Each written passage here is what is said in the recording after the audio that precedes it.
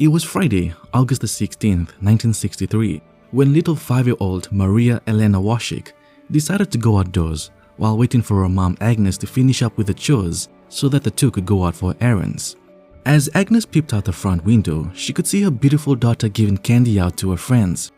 Everything seemed normal. It was only a few moments later when Agnes saw a friend of her son's come into the front door, carrying Maria Elena in his arms.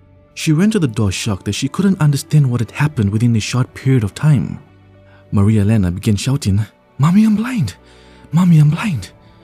Her mom Agnes could not understand what had happened as nobody seemed to give an explanation. She then looks out her front door and sees the family car, a 1957 Dodge, out in the middle of the street. She then laid her daughter down on the sofa in the living room.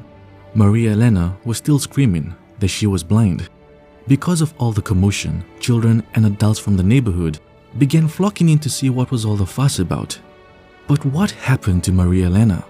Maria Elena, knowing that she and her mom were going to go shopping, in her make-believe, went to the driver's side of the car and opened the front door, but she never got in. She then accidentally released the emergency handbrake, which was on the floor, and this accidentally caused the car to roll backwards as it was parked on a slight incline.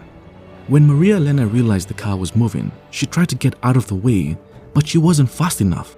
The door that was opened closed in on her, and before she could get away, she was knocked down and under the left front wheel of the car. The boy that had carried Maria Elena in the house was nearby and had noticed the car rolling backwards. He ran over to it, jumped in, and was just about to pull the emergency brake when he suddenly felt the car go over a lump. What was that lump?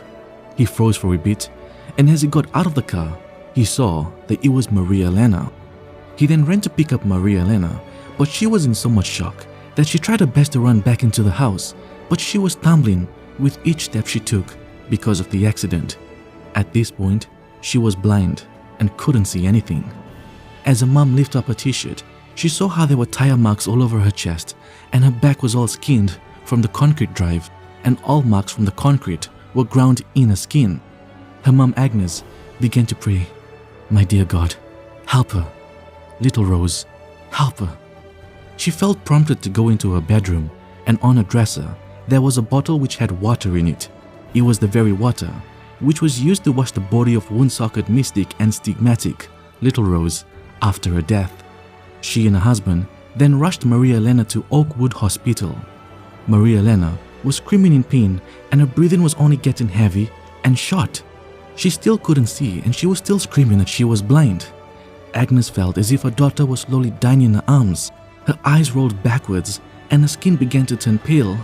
But then, she remembered that she had Little Rose's water in her hand, and filled with so much faith, she used the water to bless her daughter's chest 3 times in honor of the Blessed Trinity and implored Little Rose's intercession. Suddenly, Maria Elena opened her eyes and told her mother, "Mommy, I can see now. Mommy, I'm all right. Please don't cry." After having arrived at the hospital, the results were given.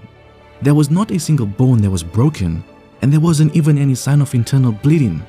Doctors themselves, after hearing about the incident, could not believe their very eyes and had to even x-ray her a couple of times just to be sure.